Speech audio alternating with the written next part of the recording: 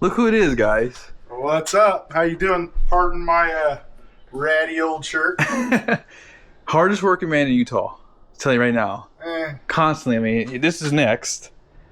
And that one's getting a BD 2-piece and a fleece turbo. And we got my buddy's truck here today.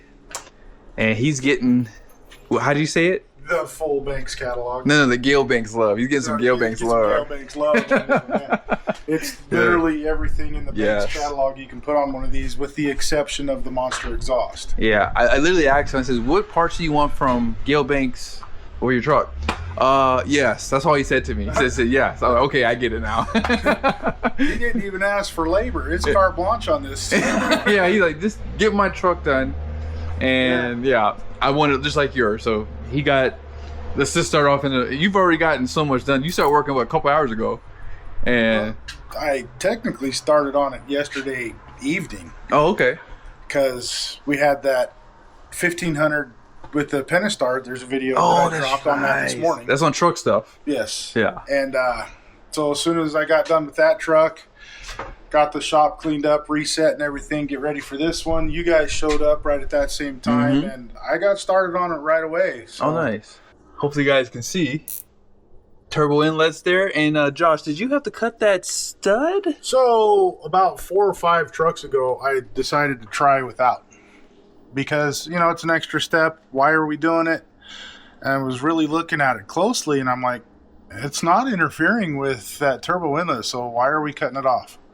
So I started putting them on without cutting that off, and yeah, it doesn't interfere at all. Wow. So if you're doing this install yourself, you don't even got to disconnect any wiring. So you're getting that in there probably within what, 30 minutes? I don't want to say what my time frame is on it, because, you know, part of this industry is finding the loopholes and the shortcuts. Yeah. There is still a recommended time to do it, and I go off of the times that Banks has set. So, you know, that's where we're at on that. Yeah. But let's just say that it's quick. Well, hold on. Let's be honest here, though. If someone's having someone like you do this type of work, they're not getting it done quickly. They're getting it done the correct way, because a lot of guys will add on, where are they at? Those boost tubes. I just saw them somewhere. The old ones? No, the new ones. There's some right here. Oh, yeah, here we go. I just want you guys to see. Here's the driver's side boost tube set. Yeah. Because the passenger side's already in. Yeah, he already got that in. So what you have to understand is, when guys do this themselves, the first thing that happens is they blow off one of these boost tubes because they don't clamp them down the correct way. Yeah, they don't have the tubes in all the way. Yep. Because here, let's give a quick demonstration of what we're talking about. So if this is your boot and you get it on your tube, right? You see the upset on the metal right here, okay? You need to get that pushed in far enough so that when the clamp goes on, you have boot protruding out this side of the clamp. Yeah. And you don't want the clamp riding on that upset, because now you're just going to cut the boot. So you've got to have it on there pretty good ways in order to give you enough surface area to get your clamp on. So let's say this is the clamp. My thumb right now is on the upset. You see how much more extra we have on both sides of the clamp? If you have that clamp to where it's sitting out here like this, there's a high chance, a high probability that it's going to blow it off at some point. Got you. And if you have that clamp way too far up here on that upset, because of the upset and the clamping force of that silicone boot right on top of it, it's going to split the boot. And in other words, what he's saying is, just pay him to do it. So up next, you guys know boost tubes, cold air intake. This is the holy grail. You see how I'm rubbing that guy right there? I know. We got to give him some love. I'm not rubbing that girl. Excuse me. I don't rub guys. We don't rub girls. We do this. Oh, yeah. We give her there a you smack. go. Get a little smack going on there. Oh, go, dude. baby. This right here, this is the best upgrade of all time on these GMC trucks. I love this thing. Yes, the cheapest and best that you can do. Back in the old days, we used to toss a cold K&N air filter in, and then they came out with cold air intakes and stuff. And although, you know, they were one of the pioneering people in cold air intakes and stuff, they have their place. Yeah. Do I recommend doing them now? Not on a diesel. I don't recommend keying in on a diesel at all, in fact. Yeah. On a gas, they're fine because they breathe better, and you can still clean them, and you save money over the long run because you're cleaning an air filter instead of, you know, buying a new paper element air filter. Mm-hmm. But these do way more than just give you a cleanable air filter.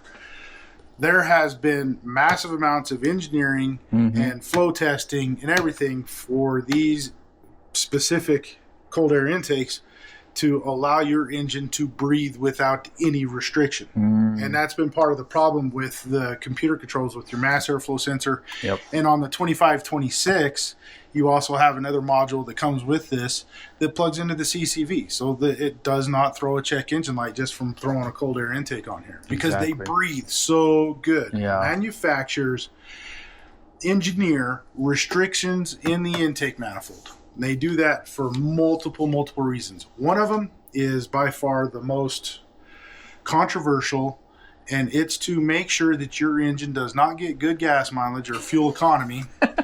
That you have to have all of these after treatment systems on here, your DPFs and your SCRs and all that crap. And this comes back to a whole bunch of people at CARB and EPA that need to justify their incomes and hire more people to justify their incomes so that they can give some senator a few $100 million to get some bill passed or some law made. Yep. Because, as you know, by our Constitution, you cannot make law unless you are an elected official.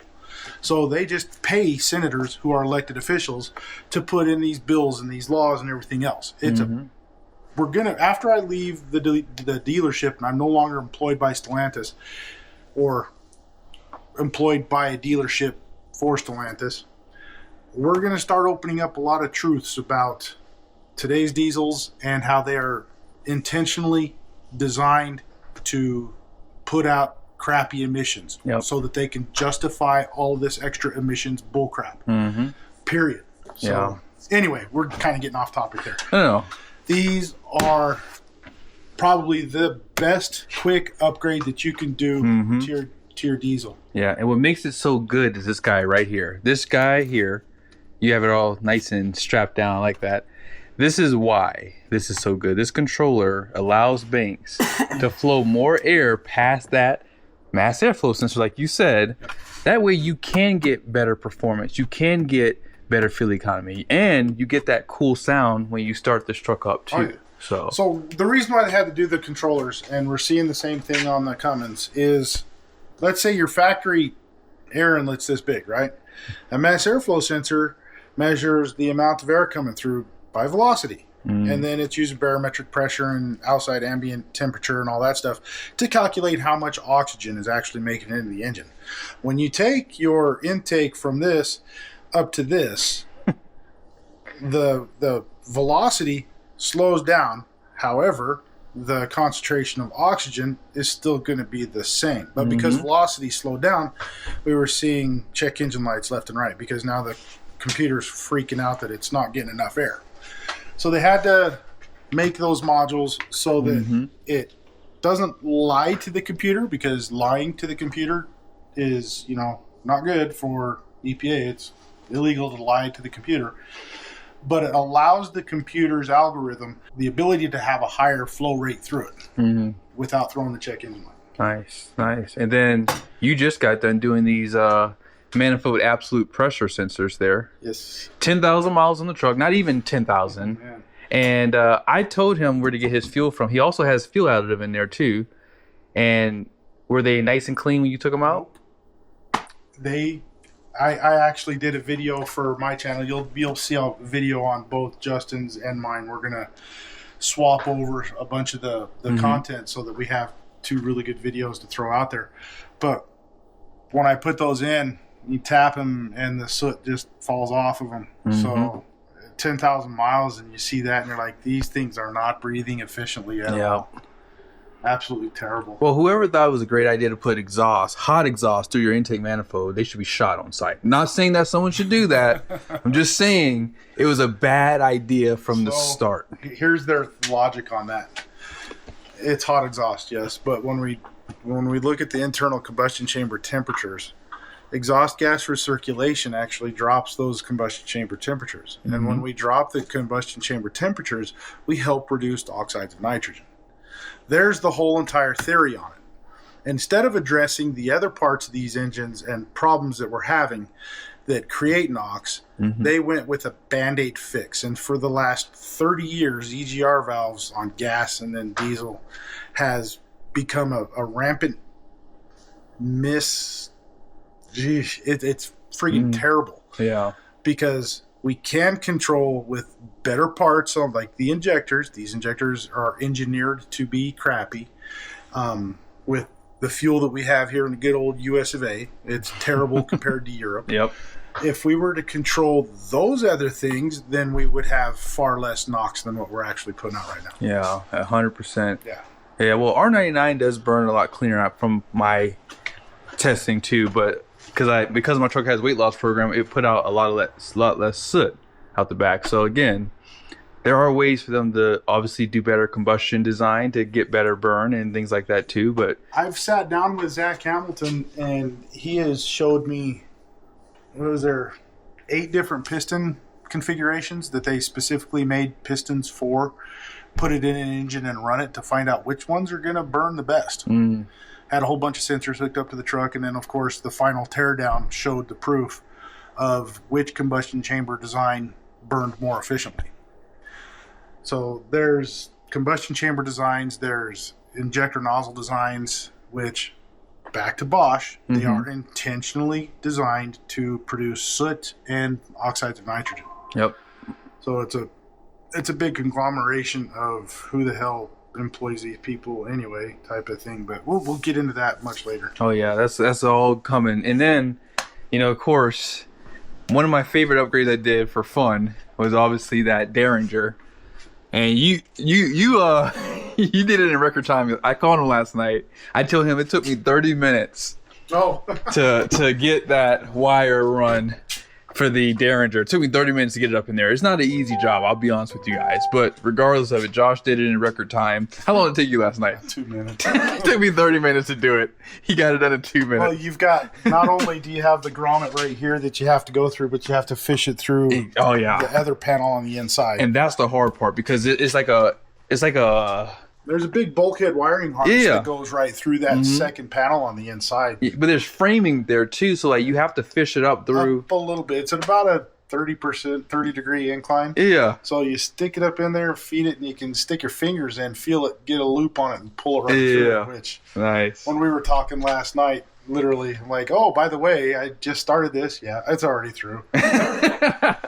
So yeah, Derringer's in there. He also has the, you guys see right there, my favorite upgrade too is that iDash Pro and PedalMonster. Did you get the PedalMonster in there? PedalMonster's in. It's hanging down right now because, of course, we have to put it into pairing mode. Oh, true. To pair it to his phone when we finally get that point. So after we get it paired to his phone, there's a button on the back of it that you have to push. Okay. And then you pair to the phone. Once we get it paired to his phone, then I'll zip tie that module up into its final resting place.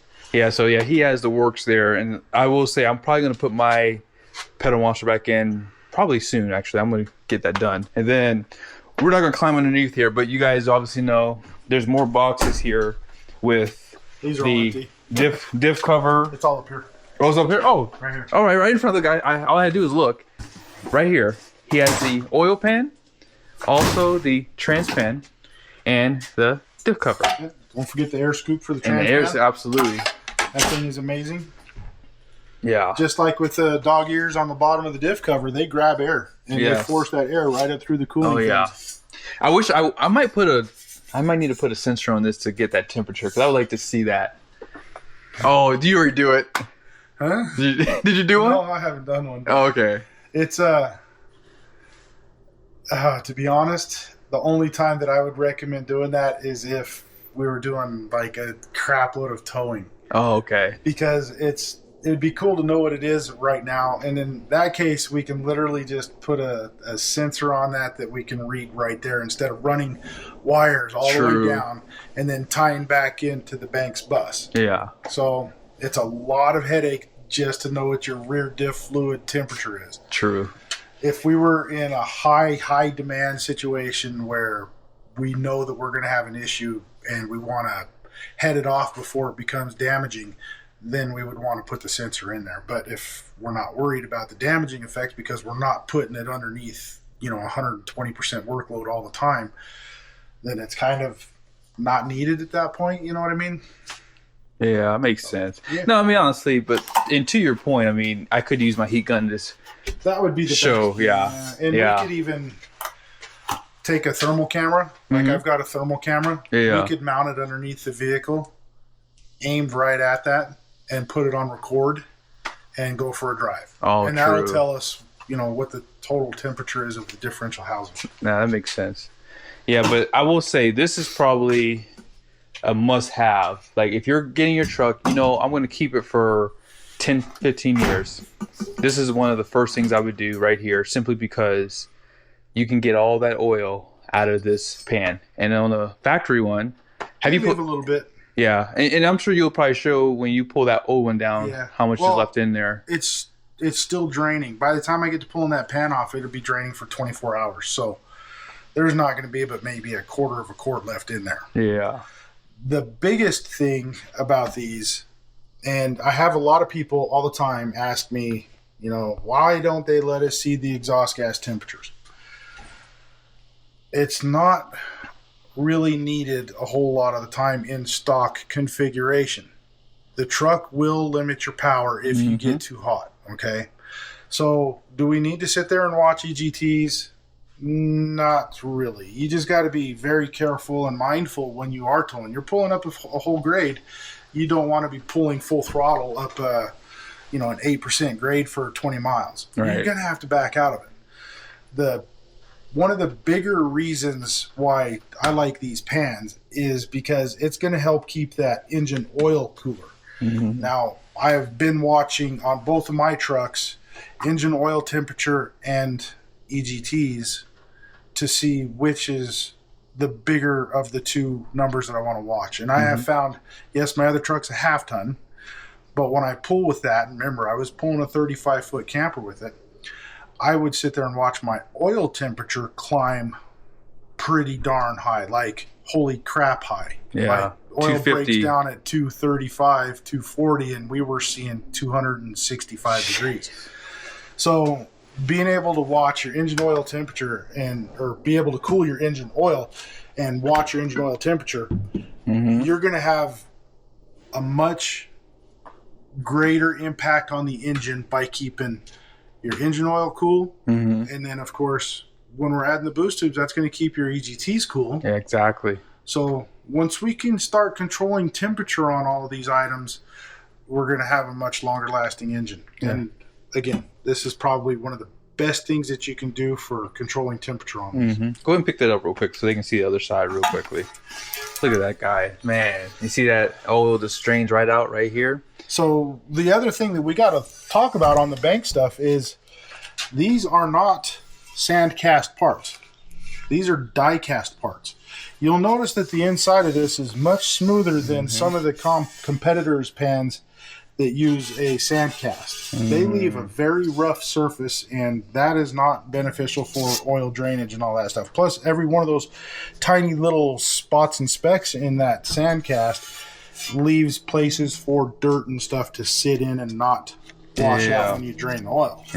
The other part about the Banks pans is these internal fins right here are a 1-to-1 correlation, just like this, with the outside fin, or like this. Instead of the competitors on a sand cast, those fins inside to outside are offset at different spots, which means the heat has to go into one fin, across the body, and out the other fin. Whereas on the Banks pans, it goes straight through and allows a lot better dissipation of heat. Yep. Thank you guys so much for watching this video. I guess I have to coerce Josh to do a video on why there's so much oil in these boost tubes. So that's a video for the next week maybe that we can work on. Well, we have that other L5P coming in. Oh, after true. I get the parts where we're actually putting the VSE catch can on. Okay. Oh, perfect. So we're going to do the VSE CCV upgrade with the VSE catch can. Is that a 25, 26 truck? Yeah. If it is, that's even better because people have been having questions about the new module from Banks. This is a 21. I apologize. It's Dang a 21, so it's okay. not. However, we are going to do a video as soon as we get the VSC in for this. Now, the problem with the VSC with the banks is the harness isn't long enough. So what do? Do we sit here and cry about it, or do we just cut the wires and lengthen out the harness 4 inches, solder, heat shrink everything back in? That's exactly what we're going to do. Okay. So, okay. Nice. Yeah, spend another half hour, 40 minutes, and make a harness 4 inches longer. Yep. It's only 3 wires. So it's pretty simple to get past that. Awesome. Thank you, brother. Hell yeah. You're the best, dude. And, we are Truckster. Thank you guys for tuning in. Hit that like, comment, share thing, and we'll talk to you on the next one, all right?